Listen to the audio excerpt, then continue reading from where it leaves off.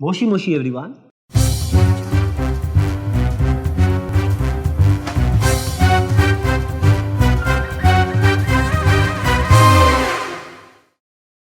Welcome to the last episode of season 1. In this episode, we'll be talking about digital marketing. What is digital marketing? Digital marketing is a very simple term of advertising online. Anything which involves advertising on internet is called digital marketing. And the way of marketing on a digital level is called digital marketing. So let's divide digital marketing in three separate things. One is SEM, other is SMM, and other is SEO.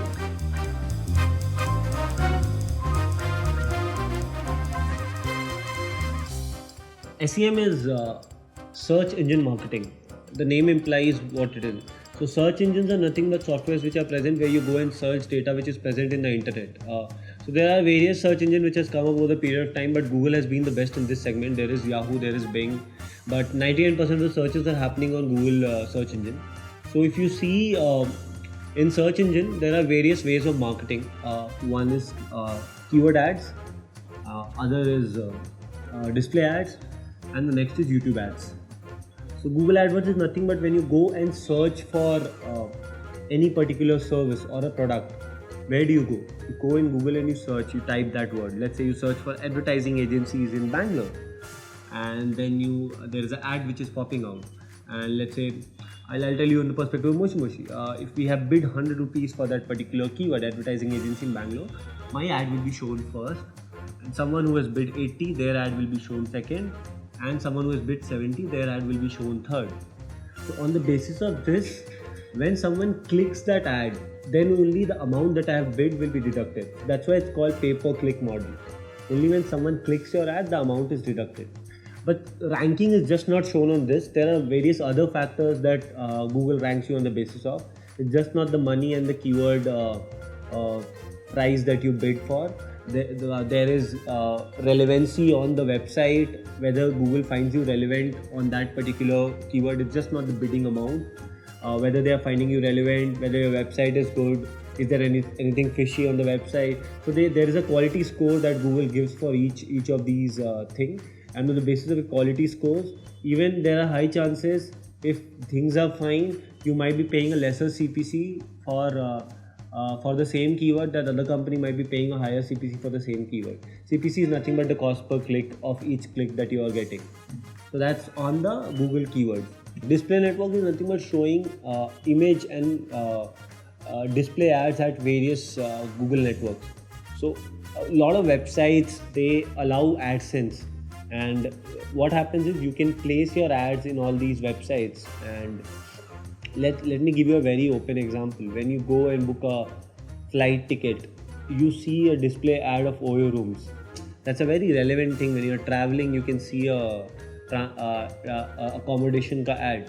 So like that, you can place ads relevant to your industry in your relevant websites where AdSense is allowed.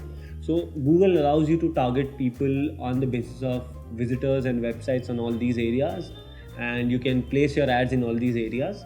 And Google Display Network works out really well if your target is really known to you. Apart from this, you can place ads in YouTube also. So YouTube, there is an option of playing skip and non-skip ads. So these are basically video ads that you can place in YouTube. When you feed data with Google, you mention your age group and your living areas and targeting areas and stuff like that. So we can, as a agency, we can target all these traits and target you on the basis of that. So let's say someone is living in Jayanagar and his age group is 25 and he's a male. All these, on the basis of all these targeting, we can target you and play skip and non-skip ads for you. Video ads are also allowed in various Google AdSense websites, where there are various options where videos are allowed. We can place ads there also. So yeah, that's on the SEM side of it.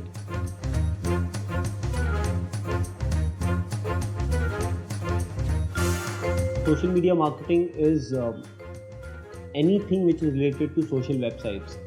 There is Facebook, there is LinkedIn, there is Instagram, there is Twitter. All these websites allow you to place ads. What happens here is, whatever data you feed, let's talk about Facebook. Whatever data you feed, we as advertisers, we get access to that data to target you on the basis of that. You got married, you put a relationship status, we can target you on the basis of that.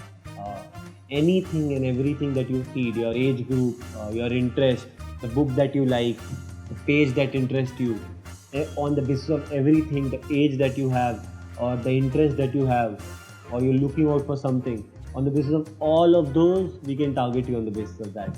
So yeah, social media sites allows advertisers to advertise and target people on specific level.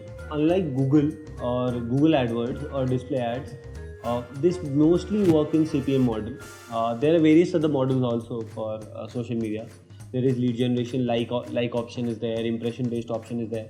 But in social, people try and build a more community based approach is there, where people try and build a community of their fan base, and as a company they want to build a fan base there, put their work on a regular level and things like that. So social media is good for you to create impressions, you can have likes of your page, you can post about your product, you can share it to X number of people. So that's on the social media side of it.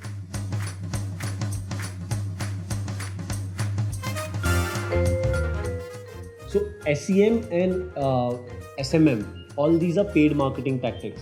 SEO is something that you cannot pay Google and optimize your website. Half of the companies who come to us, they don't know digital, they just tell ki I need SEO. SEO is nothing but search engine optimization. So it's optimizing your website for the search engine. There are two ways of doing SEO. One is on page and other is off page. On page SEO is something where you optimize your website. On page means on your website. You optimize your website to a level where Google recognizes you to the best possible level. The user is able to understand the brand. There are various grading tactics, right from compatibility of your website, how compatible it is to various devices. Is the headers placed fine? Is there proper keyword insertion? So let's say if I'm advertising for animation video companies in Bangalore, and if I don't have a keyword like animation videos in Bangalore, I might have to pay higher for that particular keyword if I don't have that written inside my website. So making sure your on-page SEO is strong and your keywords are inserted properly, your compatibility is good, your page loading time is strong, that adds a great value to on-page SEO. Off-page SEO is a reputation game with the search engines. So various search engines have their own reputation grading system. I'll talk about Google again. What Google does is there are grading systems on the basis of how many websites are telling that there is a link of your website present in their website. Just let me make you understand on a simple level. Your website link is present in their website. So let's say Just Dial. How credible Just Dial is, and if Just Dial has your link in their website, so if Just Dial has a good credibility and if they have your link in their website, your credibility also grades up, because Just Dial has given a reference that there is something like Moshi Moshi. It's like building a reference point. So the more the number of backlinks, the better the chances that Google will show you you are relevant on this particular keyword or you are relevant on this particular platform.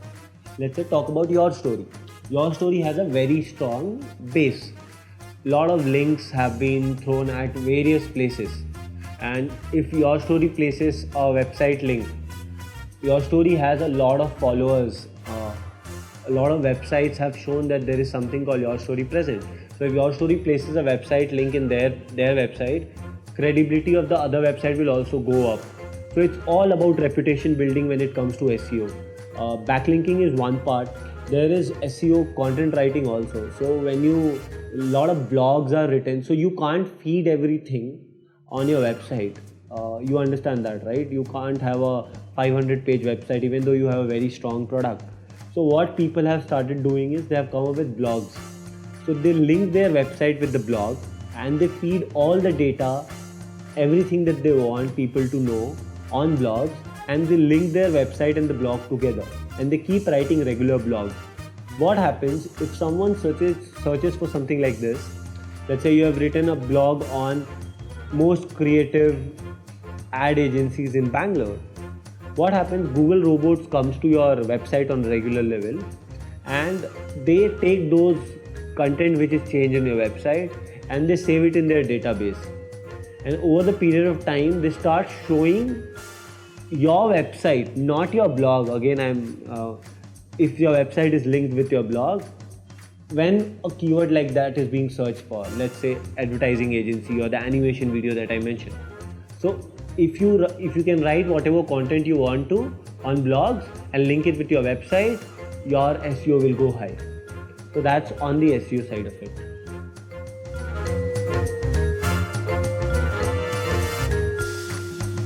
If you have a very need oriented product or a service where someone will only take that product or service when they need it, let's say doctor service, Practo is an example. You will just not go to a doctor if you get an offer about it, or you will just not go for advertising or a website creation if you don't need it. So first place where you go when you need something on digital is you go to a Google and you go and search for that particular thing. So it's better you be present there and you place your ads there. So Google ads are the best way to advertise when your product is very need oriented. Once you advertise there, what we can do is on the Google ads, we can create an audience. So let's say there are 1,000 people who have searched for doctor services in Bangalore.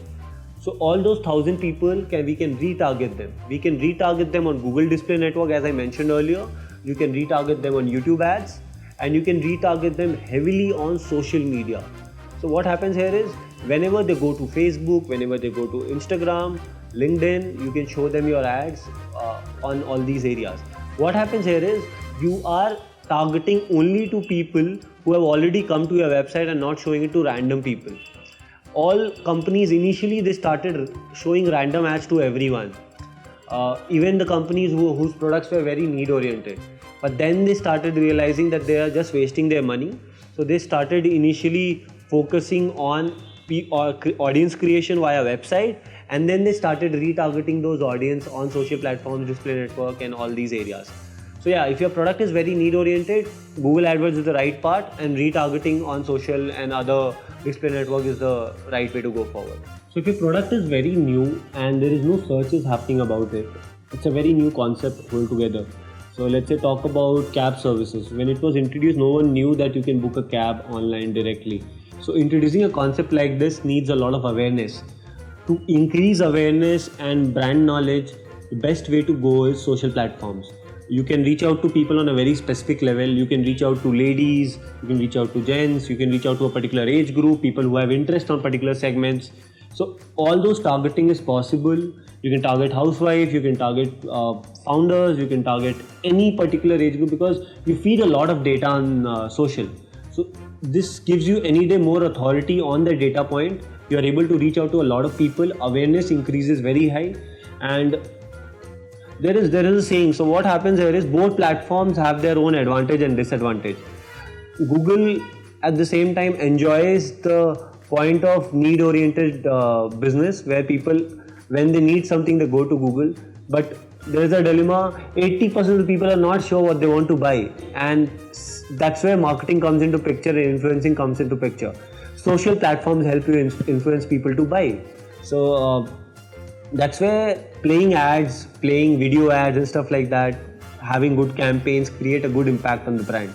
So social, when your product is not really known, it's very good to go for social media marketing that time to increase your awareness on the brand. Let's talk about significant and non-significant products. Significant products are products which are too costly and you will just not buy if you see the ad or if you see a video of it. Let's say talk about house. House is a 1 crore property. You will just not buy if you're not looking out for it. But let's talk about insignificant products. Products like t-shirts, bags, watch, all these things that if I show it to you, it's an insignificant purchase for you. Insignificant in the sense it's not that costly purchase that you need to plan for years to buy something like that. So if I show you an attractive manner of products like this, if I show you a new mobile phone which is coming out there in the market, or show you a new cap which has come out there in the market, or a new t-shirt which has come out there in the market, then I can show in social media then I don't need to see whether you're searching for t-shirts or not. I can show it to you on social media if you're a male, and I can show you a t-shirt with Avenger graffiti, you will definitely buy. So on that level, if we are able to advertise, we can influence people on non-significant products and people are going to buy. So yeah, in significant, non-significant concept is there. Non-significant products can be sold anywhere, in YouTube, in social media, in Google ads, wherever you want to. That's about significant and non-significant.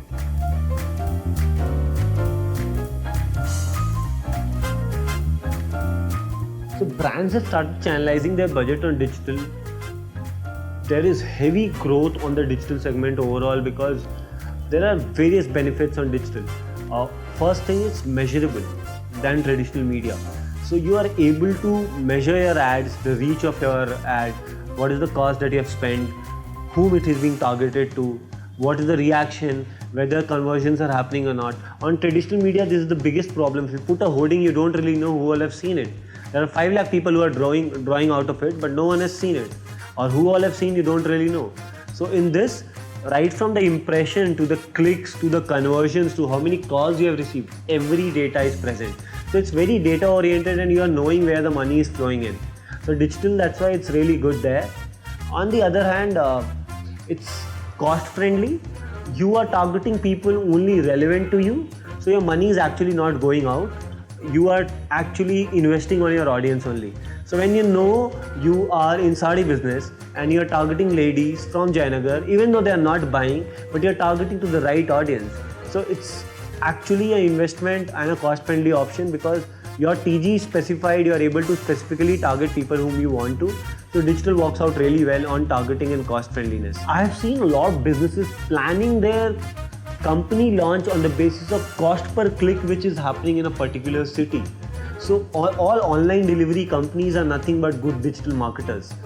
What they have been doing is when they go and plan to launch a particular segment in a particular country or a city, they try and see what is the CPC, because earlier what was the plan like? When you want to launch a company, you had to go to that area and see whether it's working or not.